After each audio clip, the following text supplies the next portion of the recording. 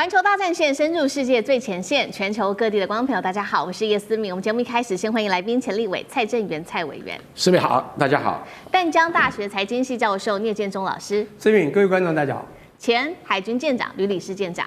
主持人好，各位观众大家好。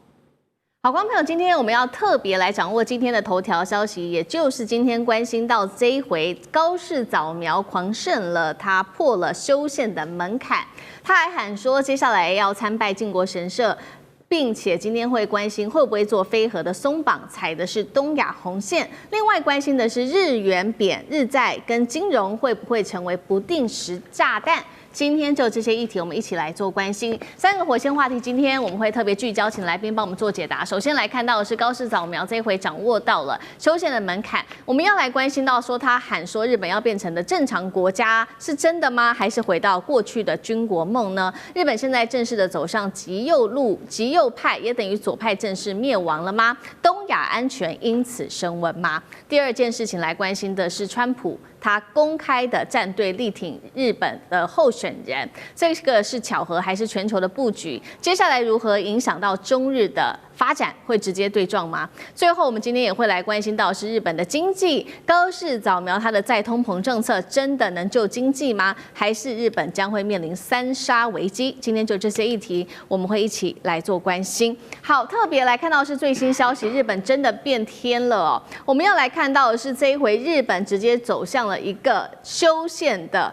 日本自民党因为一口气赢得了突破2/3的一个修宪门槛，所以呢，高市早苗手中握的是一张空白的支票，他接下来要怎么写日本的路，可以都由他来做了。我们赶快来看到，那么高市早苗也不讳言的在公开谈论到参拜靖国神社这件事情，并且呢，先取得周边国家的理解。那前大阪的知事做这样子的一个言论，他认为，他已经透露说，高市早就已经说过了，即使身为首相，也会参拜靖国神社，不会在意中韩的看法。也就是在他真的高市成为首相之前，高市早就已经有这样子的一个想法了。我们来看到，其实呢，在众院真的改选之前，高市早苗就已经强调过了，他有意将日本的自卫队写入宪法的第9条，并且从去年11月份他就说过了，3份的安保相关文件他会做修改。工作从此刻开始，等于就是要重新来定义非核3原则了。专家亮子说，他说这可能会改变日本整体的国家形态。所以节目一开始，我们特别来关心到是现在日本的修宪门槛确定过了，高市早苗的下一步会不会就是动非核3原则？刚刚提到高市早苗口中的正常国家是真的正常，所谓的正常的定义是什么？会还是军国主义复辟吗？从军事角度来看，对整体接下来东亚局势会造成有多大的影响？舰长怎么看？我们看到啊，日本那他认为他不是正常国家，可是呢，是不是正常国家不是他决定的，是美国决定的。那至于说，正常国家或者是军国主义呢，这个不是2选1的问题，而是它渐渐发展，也就是它的层次性的问题。那这个问题呢，其实决定在美国。为什么？因为也就是美国要让日本，作为这个代理人哦，那这个代理人呢，也就是抗衡中国大陆。所以我们大概这2天呢，我们会从中国大陆，还有从俄罗斯，还有朝鲜，我们都可以听到类似于放弃幻想、准备斗争的这种话语啊。其实，在前一任总统拜登任内，他就已经想要遏制这现在的一个中国大陆的一个发展，所以他在这一个2023年的8月18号所谓的大卫营精神宣言里面，他就提出了有关于美国提供这个延伸威慑的部分。延伸威慑简单的来讲，也就是提供日本跟韩国这个核子保护伞，他希望日本跟韩国不要发展核子武器。那也就是现在大家常常讲的核分享。所谓的核分享，并不是核子武器的分享，而是实际上来讲是美国进驻到它的一个核动力潜舰进驻到这些区域，但是实际上打打破这个现实的就是川普，因为川普实际上来讲，他将这一个核潜舰的技术分享给韩国，那日本呢？日本一定会觉得，那我的那个国家的实力实际上是在韩国之上。既然韩国有了，那我为什么没有？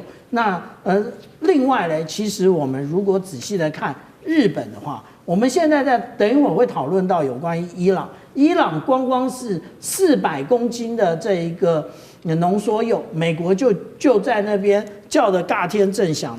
可是我们仔细看日本，它的布到底有多少？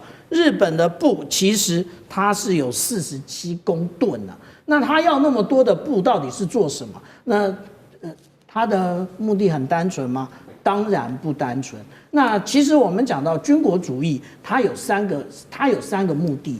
第一个，也就是将二战的这个责任呢放到阴暗的角落里头。所以他改教科书。那他改了教科书之后，所以年轻一辈的人都觉得我们国家为什么不正常？因为他们根本就对于二战，他们日本应该要背负的责任，甚至侵华的这些举措当中，他们做了多少次的屠杀，如何的蹂躏中国人民，他们其实根本就不意识这么一件事。第二件事情，之前美国是透过北韩，然后来凝聚美日安保。可是北韩，那他自从他有了核武之后，他好像也没有这么强。那他后来他们就开始把中国大陆来当做一个假想敌。那另外他们就想要透过这一个提升自卫队的质与量。那我们讲到说，对于就日本对于中国大陆的这个恶感啊，其实从最近的一个民调，我们就会看到，如果对于中国的感觉来讲，觉得不太好的占到了86.4%，但是相对于美国来讲，他们觉得不好的只有28.9%，觉得很好的是70.8%。那这一个也就是反映在之前在讨论台湾有事的时候，我们就会看到所谓的中年就是50岁以下的，其实都觉得台湾有事这句话没说错啊。这个也就是高市早苗为什么可以带着自民党直接跨越2/3门槛的原因。所以我们这样讲，他一定会对于这个非核三原则有所更动，当然也可能更动他的一个战后宪法，变成所谓的正常国家。好，刚刚舰长也帮我们特别看到了这一份最新的民调，显示大部分的日本人现在其实比较倾向跟美国友好。那确实，外媒现在也针对日本未来的动向做了一个定义，说未来的日本的政治一定是对中国更强硬，对美国更靠拢。特别是川普在选前公开的力挺高市早苗。那么当然了，朝日新闻是直接开枪说干涉日本的内政，但是包括日本有许多的媒体都直接讲说，美国总统这一次直接公开的指名力挺某位候选人是非常罕见的。那其实对于川普来说，我们看到最近他一直公开的力挺多个国家的候选人啊，或者是多个国家的总统等等，指导江山，这背后的目的，针对于日本到底是为了什么？那中日接下来的关系如何发展？委员又怎么看？中日关系当然不会好嘛，因为第一个，中国大陆面对这个处境，不可能跟高市早苗的政权好，那只是不要坏到哪里去而已。那第二个啦，我们来考虑高市早苗。高市早苗他为什么要跟中国好？他就先问这个问题啊。他没有这个诱因啊。你先想一件事情啊，你说川普为什么要去支持高市早苗？好不容易出现一个抗中保台亲美极右的政权，正是这个川普美国的利益啊，符合他的利益嘛。所以川普当然要在选票最后关头里面拉高市早苗一把，让他的这个右派的选票不畏风雨出来，亲美右派选票不畏风雨出来投票嘛。因为这个日本的这个最近这个下大雪下得蛮严重，天气蛮冷的这个是有鼓励作用的啊。我们不能轻忽这个美国人日本人亲美的倾向，所以这个是有很大帮助。其实也不要忽略不只有川普力量很大，台积电也在最后关头帮助了高市早苗。因为高市早苗在选战过一直被批评你没有产业政策了你没有经济政策了。千年万里都不如台积电出现。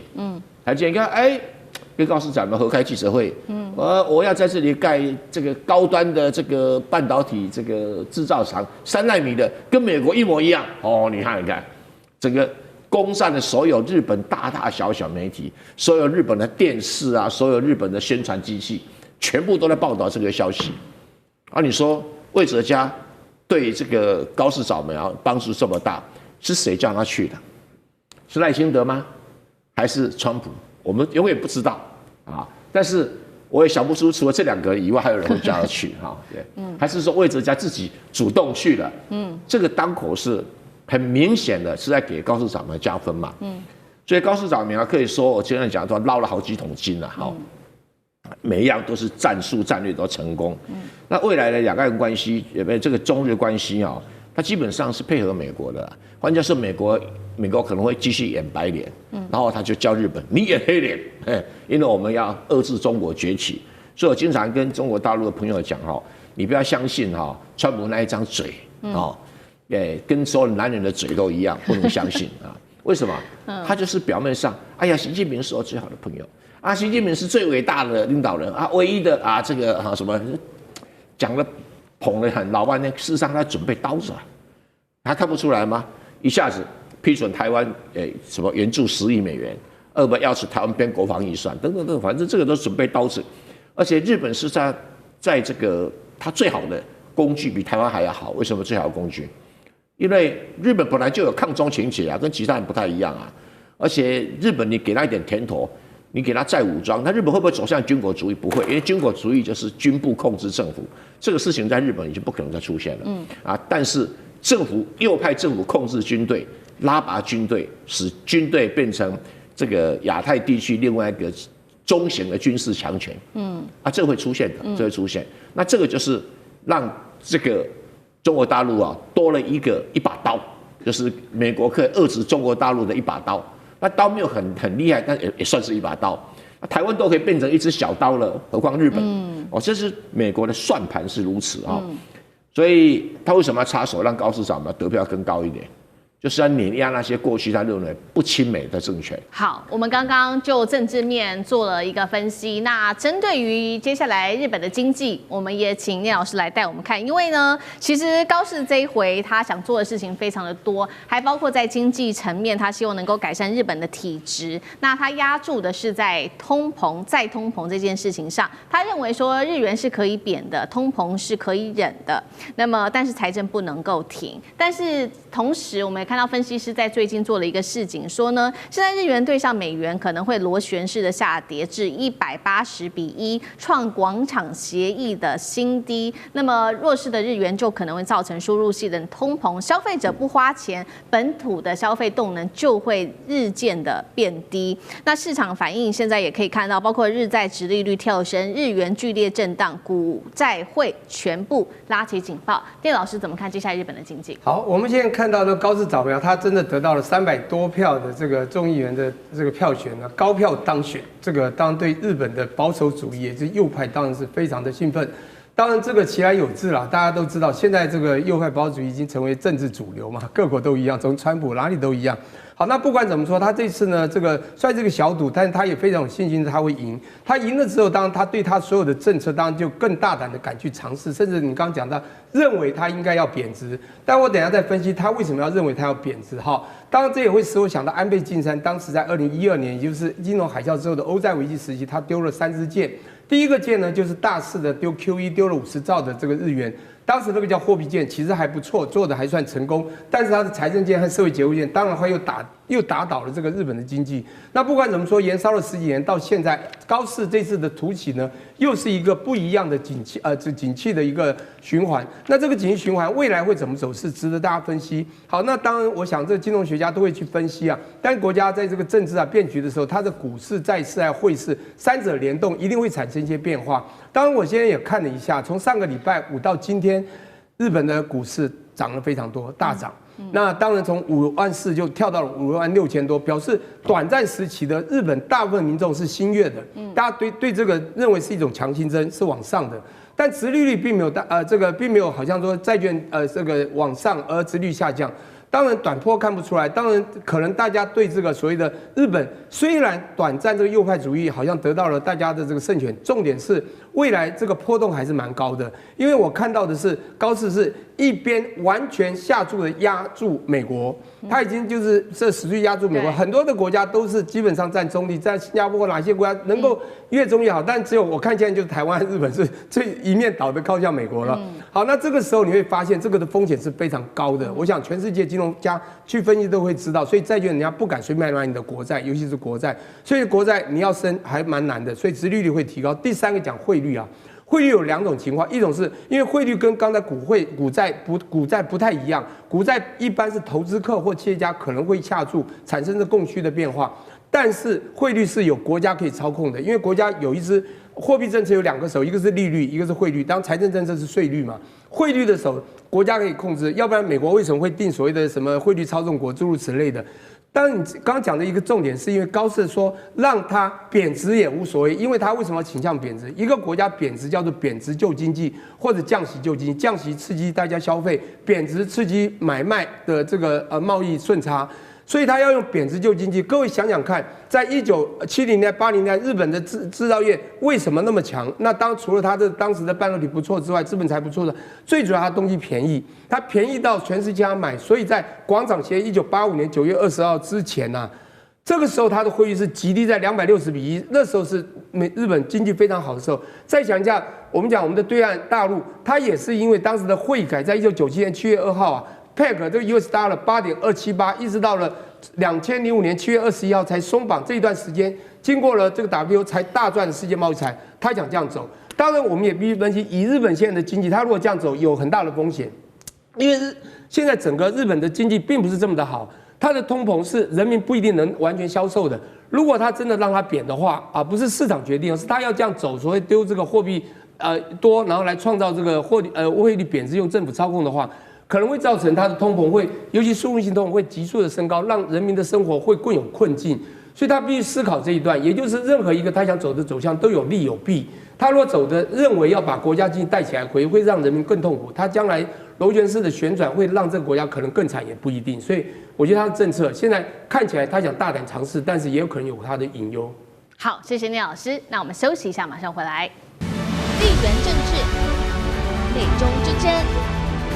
战略价值，强权崛起，小国生存，现在与未来洞悉事件走向，掌握世界脉动，全球观点尽在环球大战线。